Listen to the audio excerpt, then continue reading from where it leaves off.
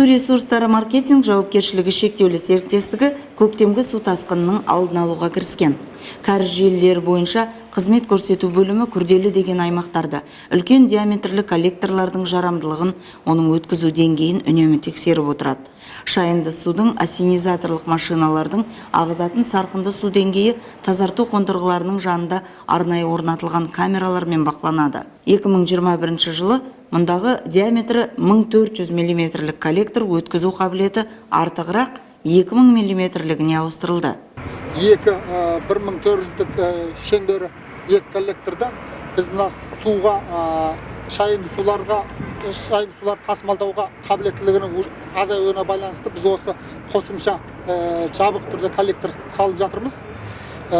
Бұл нысанды біз инвестициялар аясында атқаруға бірден бір себеп, биылғы жылы көктем кезінде мына біздің екі коллекторға нөсер жауындардан кейін су толмай, су толып, бұның жаңағы су ары қарай өтпей, осы суға толған болатын шайын суларға.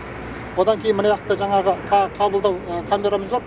Соған дейін барып, одан да ары қарай су тасып жағдай, бір экологиялық кішігірім апат жағдайы болған. Соған байланысты біз мына биыл қосымша коллектор жасап жатырмыз. Ол коллекторды бұрын бізде қолданыста болған, кейін өшірілген экологиялық талаптарға, санитарлық талаптарға сәйкес мына ашық канал болатын. Сол ашық каналдың орнына енді жабық түрде мына соңғы заманауи құралдарды пайдаланып, біз тағы да осы коллекторды салмақшымыз. Одан салғаннан кейін жаңағы бізде экологиялық және санитарлық апаттардың алдын аламыз.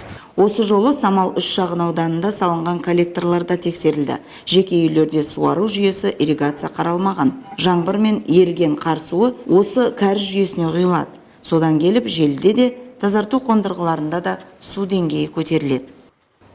Проблемный адрестерді аралап, кәріз коллекторларының ішіндегі суларды тексеріп, нормаларын анықтап, алдын ала жұмыстарын жүргізіп жүрміз.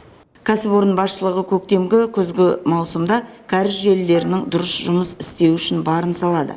Биыл үлкен диаметрлі екі кәріз коллекторын орналастыру бойынша ауқымды жұмыстар жоспарланып отыр. Микрорайон Самал-3, наш коллектор 1000 мм сегодня в связи с увеличением поступления на сток не справляется, поэтому мы его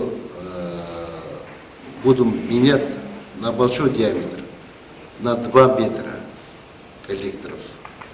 В прошлом году мы около 2 километров заменили 2-метровый коллектор. В этом году примерно 3 километра мы начнем строительство, и в 2023 году планируем его завершить. Осы ретте тұтынушыларды жауапкершілік танытуға шақырамыз. Кәріз жүйесінде апатты болдырмау үшін тұрмыстық қатты қалдықтарды, гигиеналық заттарды және басқа қоқысты кәрізге тастауға болмайды. Желі бітелсе, одан бәріміз де зардап шегеміз.